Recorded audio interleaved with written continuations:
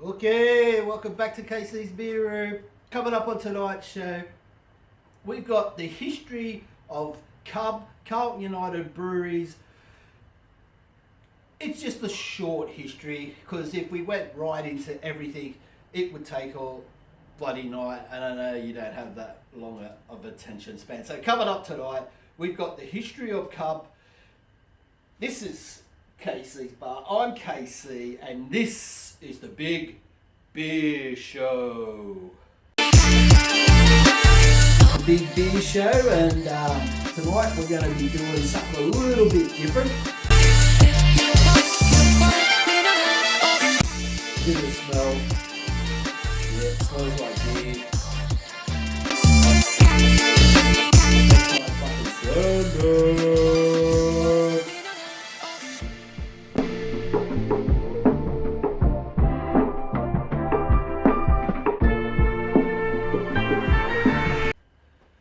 Okay, thanks for joining me.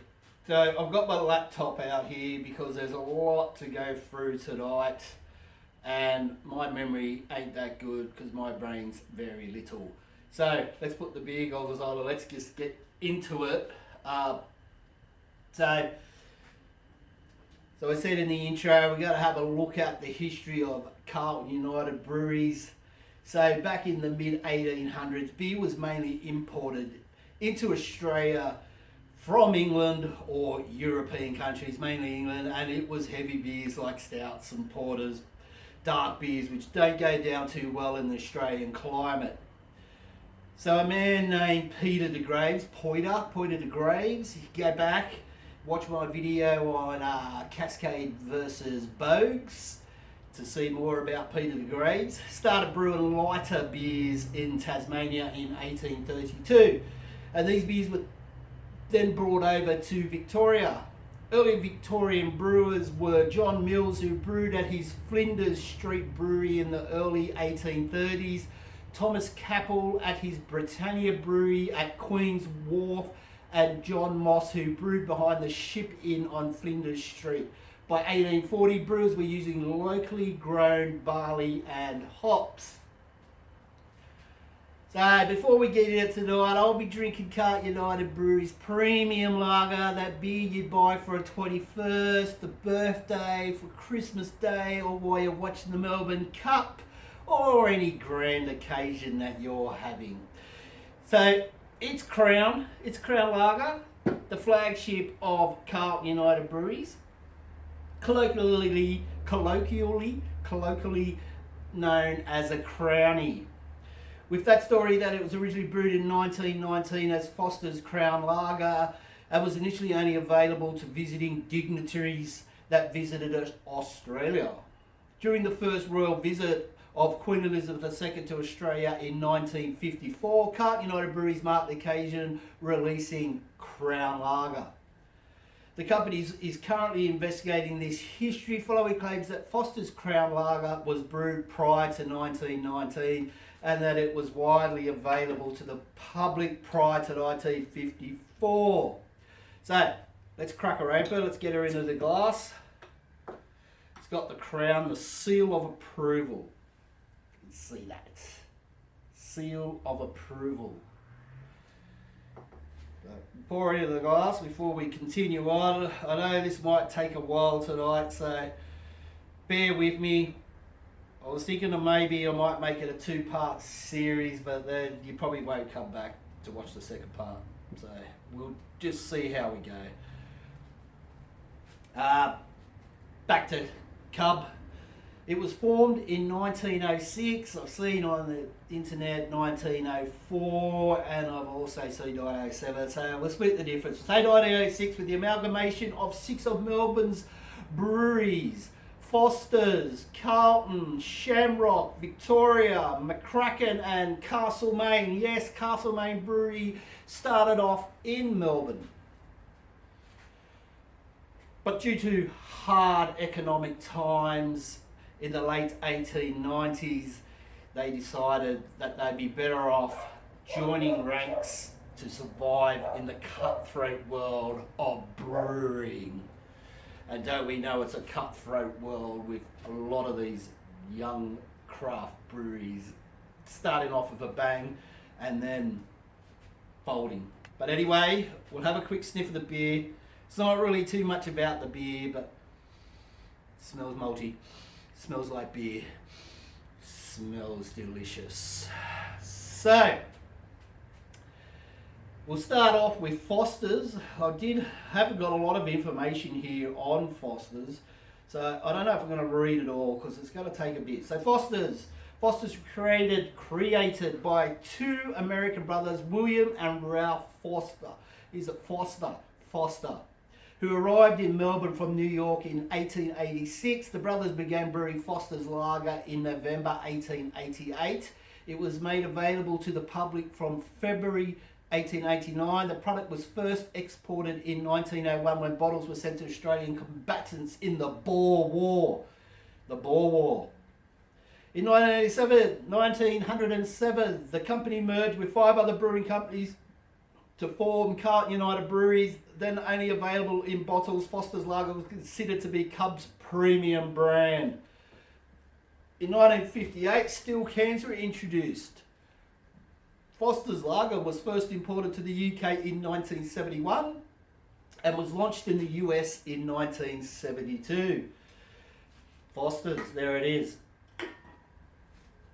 Commencing 1981, the brand was brewed under license in the UK by Watney Mann and Truman Brewers. In 1986, Courage Brewery obtained the rights to brew and distribute Foster's alongside Watney Mann and Truman Brewers, which Courage took over in 1990.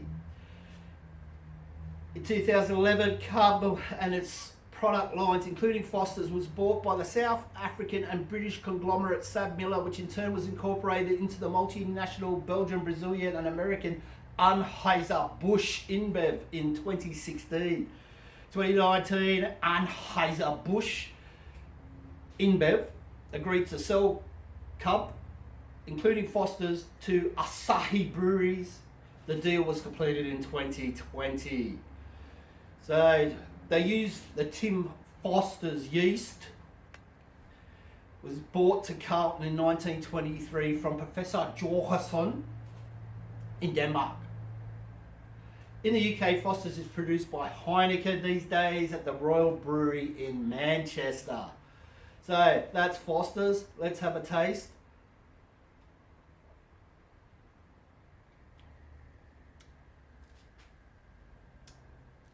Very sweet malt flavour, sweetness. It's got a heaviness to it, that has.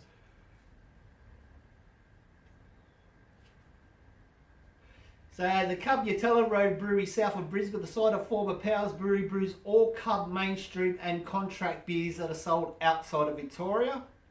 The Yatella Brewery is the largest in the Southern Hemisphere. Cub's Abbotsford Brewery, Abbott's Lager, now only supplies Victoria and South Australia.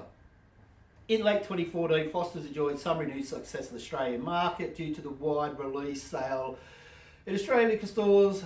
With some renowned nostalgic brand recognition, Foster's Lager was marketed as Foster's Classic, which I've done a review on as well, and so have other people. So that's the Foster's Brewery. Let's move on to the Victorian Brewery. You still with me? Bear with me. Gets more exciting than this. Thomas Aiken, who bought us VB. VB, there it is, the iconic hard-earned thirst beer, VB. We all love it, or we hate it. One of the two. VX. Was just 19 years old when he arrived in Australia from Scotland, and the lad had no idea how his ingenuity and persistence would shape the face of the country. The Victorian Brewery on Victoria Parade in East Melbourne was the birthplace of one of Australia's most popular beers. That one. In 1854, when Aitken used the Wartstream brewing process to craft the bitter lager. Aitken, who had apprenticed as a brewer, cousin didn't come along until...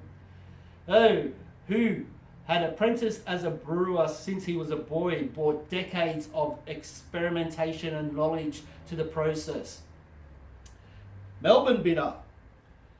VB's cousin didn't come along until 1936 and was first brewed by Jack Prendergast and Nick DeHere before it was bought by Cub.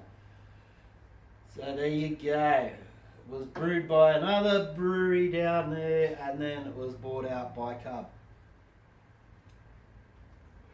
The Shamrock Brewery. Has anyone heard of the Shamrock Brewery?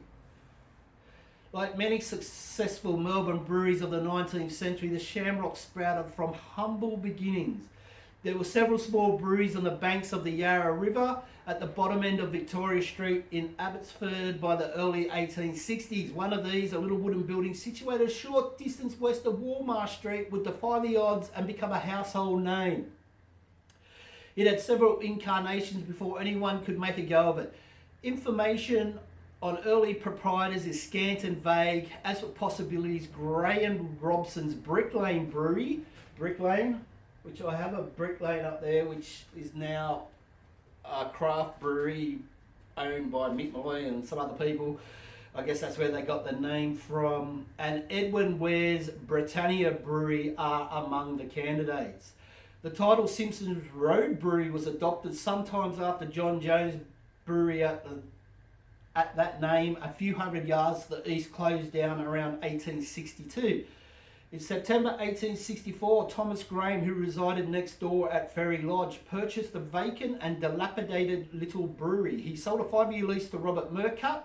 Murcutt had previously run the Phoenix Brewery that later became famed Carlton Brewery in Carlton, where he had gone broke. Although he would survive less than a year at Simpsons Road, his decision to move there was critical to its success. The reason for this, apart from the fact he knew how to coordinate the installation of the plant and was an experienced operator, was that he had brought some of his staff from Phoenix to work with him. This included the traveller Thomas Wright McDougall and the clerk Henry Collis Boyd. Bottled beer was the company's mainstay and their flagship brand was Shamrock Pale Ale. By the early 1900s, other beers included Pilot Pale Bitter Ale, Shamrock Extra Brown Stout, and Anchor Extra Malt Stout. The Shamrock was one of the few paying concerns during the financial crisis of the early 1890s. Woo! Still with me. That's a lot, isn't it? But it's interesting stuff, isn't it? It's interesting stuff, all this beer talk. We love it. That's why you're here.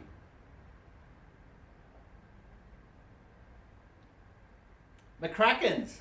Not Jared McCracken, but just McCracken's. McCracken's Brewery, founded in 1851 on Collins Street, Melbourne.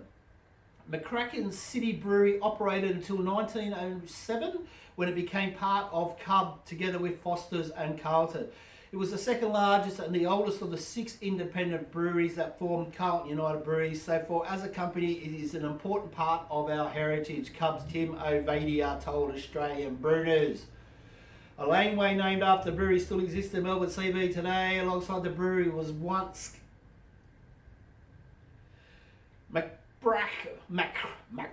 McCracken's branded beers lived on as part of Cub portfolio until the 1950s. The beer was brought back in 2016 in Melbourne pubs as McCracken's Amber Ale. So, if you're one of the lucky ones, you could have got a McCracken's Amber Ale, and I think they also brought back, because they did buy Tooths as well, they brought out a Tooths Pale Ale, which I guess, I don't know if you could get that in Sydney, but in Melbourne pubs it was on tap. So we'll move on to, I think it's the final one, Castlemaine Brewery. Our story starts back in 1878 with a wide-eyed and crazy dream. 2 brothers, Nicholas and Edward Fitzgerald, it always seems to be 2 brothers, had one goal in life: to create the finest ales known to man. Loved by generations across this sun-drenched land, after starting out in Castlemaine, Victoria, the boys decided they needed a world-class brewery and warmer weather. Don't blame them. So they packed their bags and headed to Brisbane. They bought an old distillery on the 13th of September of that year. The first beer was sold, and so the Castlemaine Brewery was born. Known today as the home of Forex. At one point or another, every Forex drinker has pondered the question, have they? Have they? What do the X's in Forex mean? Well, back in the day, beer quality was measured in X's. The brewery's first drop produced was 3X Sparkling Ale, awarded a very respectable 3X's, but something was missing. Something missing. What was it? Flavour? Probably flavour. But something was missing. In 1893, the brewers perfected the recipe further, gaining a 4th X. And some years later, establishing the 4X name that we all know and love today. I always thought it was 4X because Queenslanders couldn't spell beer. Boom, boom. Two-headed banjo playing, bum sniffing retards. Woo! Go the Blues. So that's a bit of the story of Cubba's, and it is now owned by Asahi. So, that's all I've got written down. Hope you enjoyed that. The 6 breweries, a bit of the history on the 6 breweries that came together, formed Carlton United Breweries, the big brand that we all love, Australia's favourite beers, all here in front of you. Carlton Dry, yeah, Carlton Draft, everyone loves it. Foster's, VX, no one liked it. VB, some people like it. Melbourne Bitter, most people like it. Crownie, everyone loves it. There's a lot of other beers that they also brewed over the times, but we're not going to mention all them. So that's the story of Carlton United Breweries, comprehensive and accurate. So the Crownie, beautiful beer.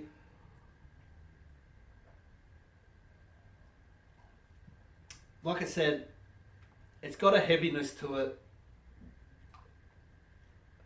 I used to drink it a lot when I was younger. I don't know. To me, I don't really like it that much now. I don't think it's fancy like it used to be. To me, it's like the old Fosters. It used to be really heavy, make you bloated. After about 10 of them, you'd be going, ugh.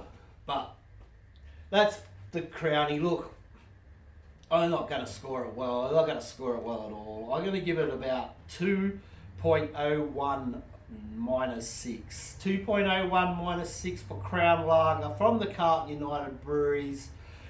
I'm KC. This is KC's Bar. This is the Big Beer Show. You all get there and you better send it.